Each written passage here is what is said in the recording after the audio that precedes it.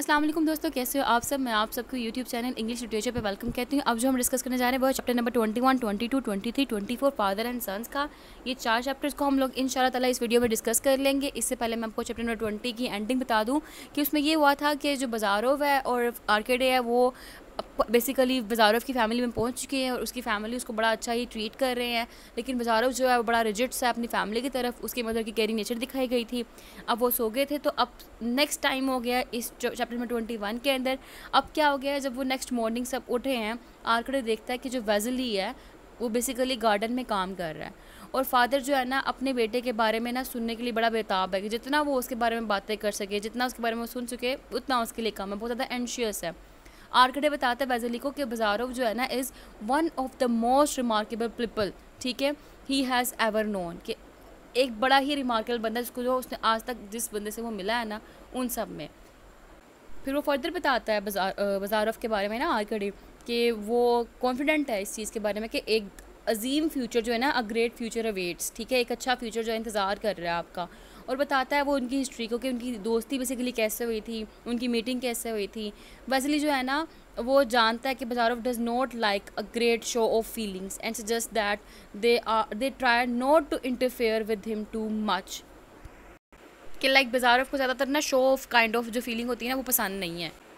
फिर उसी टाइम जो है बाजारोव आता है, उनको ज्वाइन करता है, ब्रेकफास्ट करता है और बताता है अपने फादर को कि जो बंदा है ना रिसेंटली एक पेशेंट है जो कि सफरिंग यानी कि गुजर रहा है जॉन्डिस से, जॉन्डिस एक बीमारी है। अब क्या हुआ कि अब नून हो गई है, दोपहर का टाइम हो गया और आर्केडे और बाजारोव जो है ये स्ट्रेस्ड आउट करते हैं shadow of a small hair stack के अंदर, ठीक है। उसके अंडर बाजारोव जो है बताता है अपनी अर्लियर लाइफ के बारे में और बताता है कि जो पेरेंट्स हैं ना बड़े गुड रहे हैं, बड़े अच्छे रहे हैं इसके साथ। वो बड़ा खुश होता है that his folks have been able to adjust so well to their old age, but for himself he feel so insignificant in view of all eternity, ठीक है। अपने लिए बड़ा इनसिग्निफिकेंट फील करता है, वो बड़ा बिटर फील करता है अबाउट लाइफ, उस जो है ना still suffering something of the self humiliation, ठीक है। वो ह्यूमिलेशन जो कि एक औरत ने उसके साथ की, यानी कि एक औरत ने उसको ह्यूमिलेट किया। कौन सी औरत थी? ओडिन सोव। तो वो स्टिल उसी ट्रॉमा में है अभी तक। लेकिन ना अब बाजारोव जैसे कि नेगेटिव रिमार्क दे ही जा रहा है औरतों के बारे में, बुरा भला कही जा रहा है। अब आर्कड़े को तो नहीं पता ना, क्योंकि आर्कड़े को पता ही नहीं कि बाजारोव का रिलेशनशिप था मैडम ओडिन सोव से किस किस्म का। तो वो अपने जो दोस्त है उसको अंडरस्टैंड ही नहीं कर पा रहा कि वो कहना क्या चाह रहा है।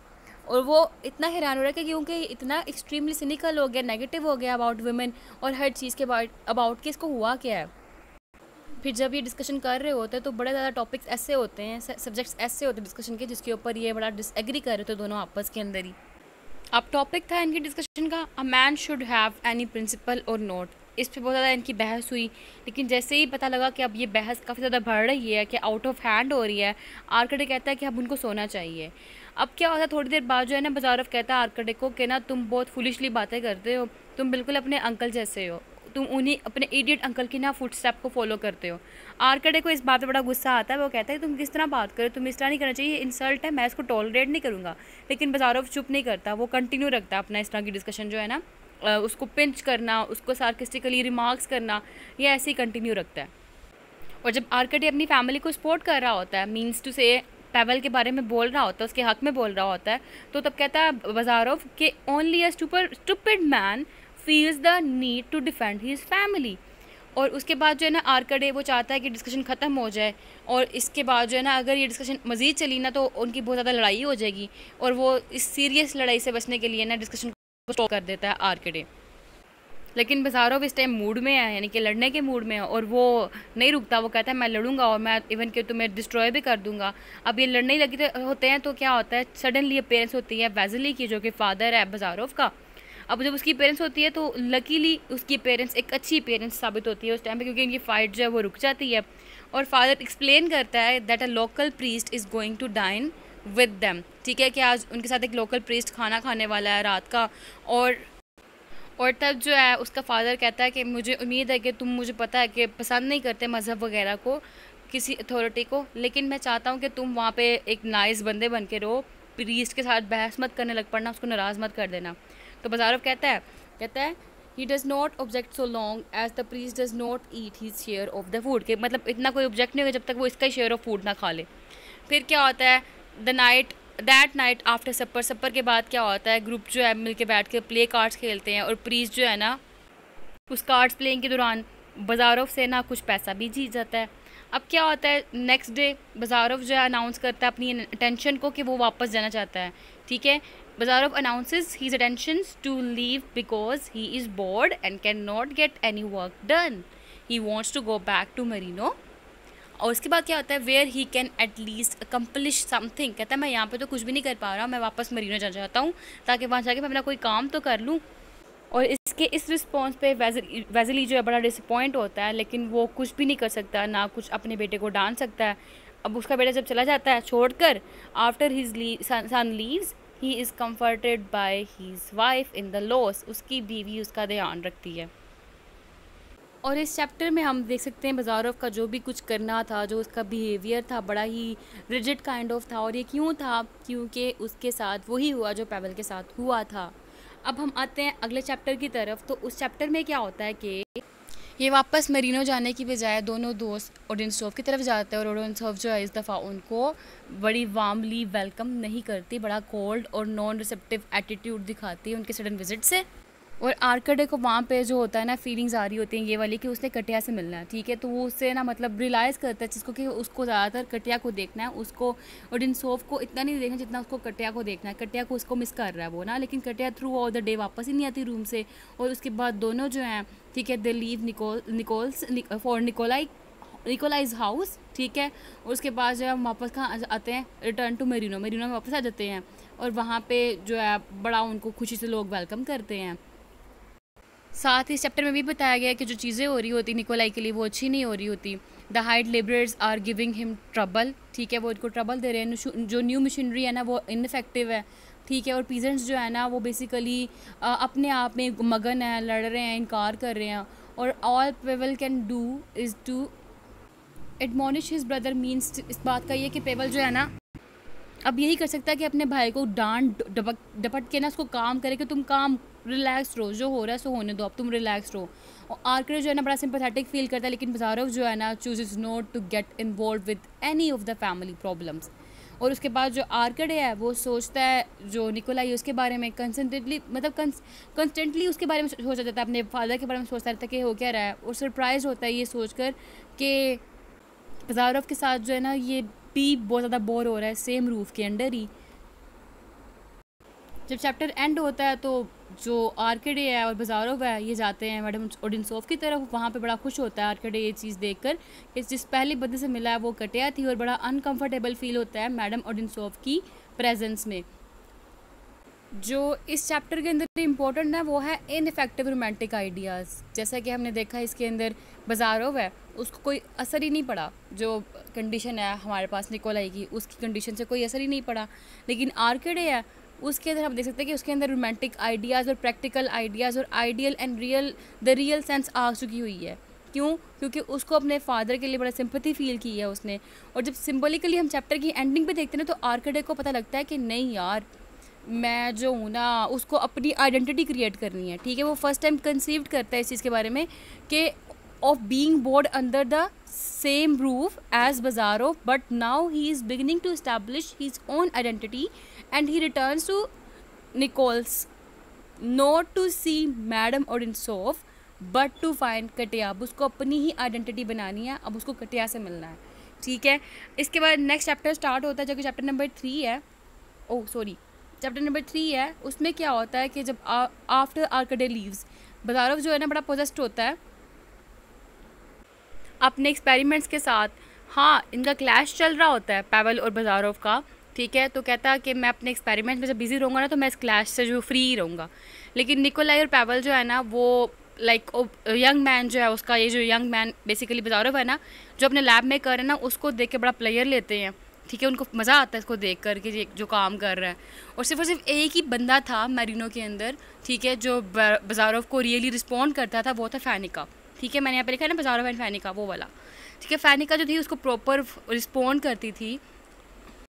और शायद ये इसलिए था क्योंकि फ़ेनिका जो खुद भी एक नोबल बर्ड से बिलोंग नहीं करती थी और बज़ारोव को भी नोबल बर्ड से कंसीडर नहीं करती थी, ठीक है। तो बड़ा उसे ना कंफर्टेबली वो ईजी हो के बात कर लेती थी।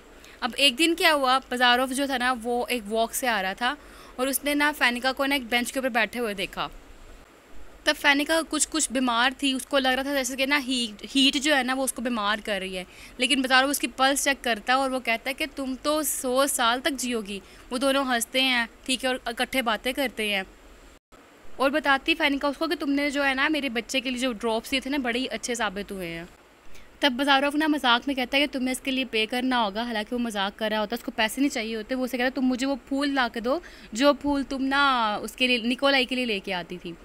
अब दोनों जो हैं वो फूल लेके जा रहे होते, मतलब उसके लिए वो फूल लेके आ रही होती है। उस दौरान पे पैवल उनको देख लेता है। जब पैवल देखता है तो बताती है फ़ेनिका कि मुझे बंदा पसंद नहीं है, ठीक है। और पैवल जो है वो मतलब मौके पे आ जाता है और दोनों से ग्रीट करता है, मिलता है दोनों से। फ़ेनिका वहाँ से भाग जाती है और उसके बाद पैवल भी छोड़ जाता है। जब पैवल भी चला गया और फ़ेनिका भी चलेगी तो बज़ारोव जो है बहुत टाइम तक वहाँ पे वॉक करता रहता है। इस चैप्टर में हम देख सकते हैं कि जो बज़ारोव है ना उसका जो ऐसी मोहब्बत जो उसको नहीं मिल सकती उसको भूलने की वो कोशिश कर रहा है। और इस चैप्टर में हम देख सकते हैं कि बज़ारोव हमारे पास जो है ना एक likeable and most human person सामने आया है, ठीक है। क्योंकि इसकी जो कन्वर्सेशन चल रही थी फ़ेनिका से, फ़ेनिका जो कि खुद एक सिंपल एंड ऑनेस्ट है, बहुत अच्छी चल रही थी दोनों की। दोनों बड़े मतलब कंफर्टेबल फील कर रहे थे एक दूसरे से बात करते हुए। अब इसके बाद जो चैप्टर है हमारे पास नेक्स्ट वो है चैप्टर नंबर 24, ठीक है। उसके अंदर क्या होता है, उसके अंदर पैवल और बज़ारोव का ड्यूल हो जाता है। 2 घंटे बाद क्या होता है, पैवल कॉल करता है बज़ारोव को और उससे कहता है कि तुम जो है ना आओ और आओ हम दोनों लड़ेंगे, हम मुकाबला करेंगे। लड़ना क्यों, मुकाबला क्यों करना है, क्योंकि जो प्रीवियस चैप्टर था वहाँ पे बज़ारोव और फ़ेनिका ना आपस में मतलब बात करते पकड़े गए थे काइंड ऑफ, ठीक है। अब वो जो है पैवल जो है उसके ऊपर उसको एग्रेशन शो कर रहा है और उससे लड़ना चाह रहा है। अब जब दोनों का ड्यूल स्टार्ट होता है वहाँ पे प्यूटर जो है, जो इनका सर्वेंट था ओल्ड, वो एज आ विटनेस सामने खड़ा हुआ होता है। और वहाँ पे क्या होता है, जब ड्यूल हो रहा होता है उस टाइम पे दोनों की जब लड़ाई शुरू हुई है तो उसके बाद जो फ़ेनिका बेसिकली रंगे हाथों पकड़ी गई थी बज़ारोव के साथ, ठीक है। अब इसी बेस पे तो ड्यूल स्टार्ट हुआ था ना उनका। अब फ़ेनिका जो है वो शर्मिंदा भी है इस चीज़ के ऊपर, ठीक है। और उसके बाद निकोलाई जो है वो अपोलोजाइज़ करता है बज़ारोव से इसके पैवल के एक्शन के ऊपर, क्योंकि उसको क्या पता कि बेसिकली अंदर का मामला क्या है, ठीक है। अब उसके बाद जो है ना बेसिकली ऐसा होता है कि जब उसको तो नहीं ना पता कि बेसिकली हुआ क्या था। अब ऐसा होता है कि ना जो पैवल है ना, पैवल ना फ़ेनिका से कहता है कि तुम मेरे रूम में, मुझे तुमसे बात करनी है। क्योंकि फ़ेनिका तो अब डरी हुई है क्योंकि फ़ेनिका तो पकड़ी गई थी। तो उसमें वो कहता है पैवल कि तुम मेरे भाई को धोखा मत देना, तुम मेरे भाई का ख्याल रखना, तुमने ये क्यों किया।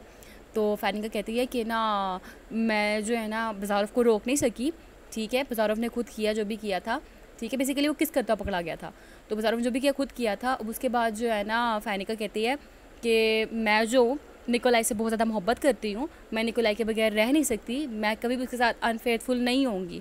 जब ये बात करता है ना तो उसी दौरान जो है निकोलाई एंटर होता है रूम के अंदर और बड़ा सरप्राइज़ और खुश होता है क्योंकि फ़ेनिका जो है ना उसको भाग के गले लगा लेती है, ठीक है। उसके बाद जो है ना फ़ेनिका जब रूम छोड़ती है तो पैवल अपने भाई को बताता है कि तुम्हें चाहिए कि अब तुम शादी कर लो, ठीक है। और ना निकोलाई हैरान होता है कि इसका जो भाई है वो तो शादी के खिलाफ था, वो शादी के लिए मान गया। बड़ा खुश होता है इस चीज़ के ऊपर, दोनों गले लगाते हैं एक दूसरे को। और उसके बाद जब चला जाता है निकोलाई रूम से तो पैवल जो लेफ़्ट अलोन अकेला रह गया, उसकी आंखें मॉइस्ट हैं और वो सोचता है कि मैं अब यहाँ से जल्दी चला जाऊँगा छोड़कर इन सबको, फ़र्दर मैं यहाँ पे नहीं रहूँगा, ठीक है। ये जो चैप्टर जो है ना ये बेसिकली फ़र्स्ट टाइम दिखाया गया बज़ारोव और जो पैवल है उसके दरमियान ड्यूल हुई थी, फाइटिंग हुई थी। और उसके बाद जो है ना बज़ारोव जो है उसका रिग्रेट यही था ड्यूल के बारे में कि इसका जो वर्क है वो इंटरप्ट हो गया हुआ है, ठीक है। और उसके बाद जो है ना ये अपना काम सही से नहीं कर सका हुआ और बड़ा डिस्कस्ट होता है फ्यूडलिस्ट के साथ, ठीक है। और उसके बाद ये चैप्टर हो जाता है यहाँ पे and. Thank you so much for watching this video, please subscribe our channel, दुआ में याद रखिएगा। अल्लाह हाफ़िज़।